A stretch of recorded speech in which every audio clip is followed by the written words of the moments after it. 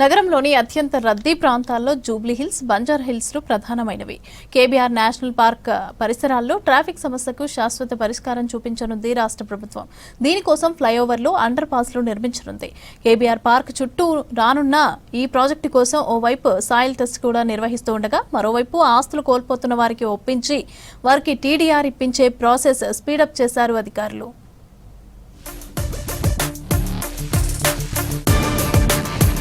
జూబ్లీహిల్స్, బంజారాహిల్స్ లో రోజు రోజుకు ట్రాఫిక్ పెరిగిపోతోంది. Banjara Hills road number 10, road number 12, Jubilee Hills check post, Masab tank వైపు వెళ్లే మార్గాల్లో ట్రాఫిక్ జామ్లు అవుతూ ఉండటంతో ఈ ప్రాజెక్టుకు ప్రభుత్వం గ్రీన్ సిగ్నల్ ఇచ్చింది. ముఖ్యంగా ఆఫీస్ టైమ్స్ లో గంటల తరబడి వాహనాలు నిలిచిపోవడంతో ప్రజలు ఇబ్బందులు ఎదుర్కొంటున్నారు.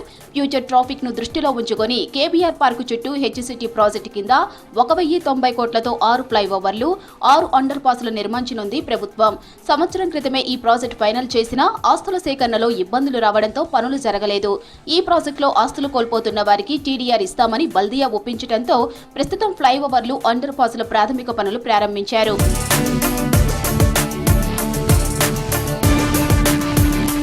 ఫ్లైఓవర్లు, అండర్ పాస్ల నిర్మాణానికి ముందు సాయిల్ టెస్టింగ్ పనులు ప్రారంభించారు అధికారులు. కేబీఆర్ పార్కు పరిసర ప్రాంతాల్లో భూగర్భ స్థితిగతులు, మట్టిలో లోతు, నీటి మట్టం వంటి అంశాలను పరిశీలిస్తూ నివేదికలను సిద్ధం చేస్తున్నారు.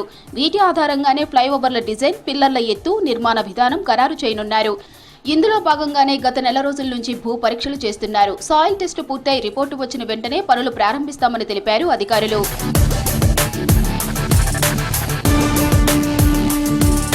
ఫ్లైఓవర్, అండర్ పాస్ల నిర్మాణంలో భాగంగా కొంతమంది వ్యక్తులు, వాణిజ్య సంస్థలు తమ ఆస్తులు కోల్పోతున్నారు. దీంతో సంబంధిత ఆస్తి యజమానులకు అధికారులు నోటీసులు జారీ చేశారు.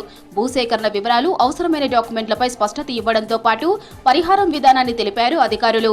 ఆస్తులు కోల్పోతున్న వారు నగదు పరిహారం కోరితే అక్కడ ఉన్న మార్కెట్ రేటుకు 2 రెట్లు, టీడీఆర్ కోరితే మార్కెట్ రేటుకు 4 రెట్లు ఇస్తామని అధికారులు తెలిపారు. దీంతో ఆస్తులు అప్పజెప్పేందుకు ముందుకు వస్తున్నారని, భూసేకరణ సమస్య తొలగిపోయిందన్నారు అధికారులు.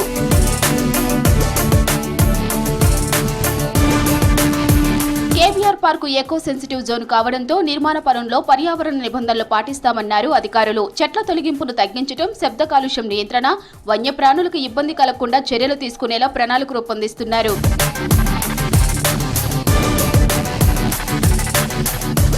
కేబీఆర్ పార్కు చుట్టూ ప్రతిపాదిత ఫ్లైఓవర్లు, అండర్ పాస్లు పూర్తయితే బంజారాహిల్స్, జూబ్లీహిల్స్, పంజాగుట్ట, మసబ్ ట్యాంక్ మధ్య ట్రాఫిక్ ఫ్లో మెరుగవుతుందని భావిస్తున్నారు అధికారులు.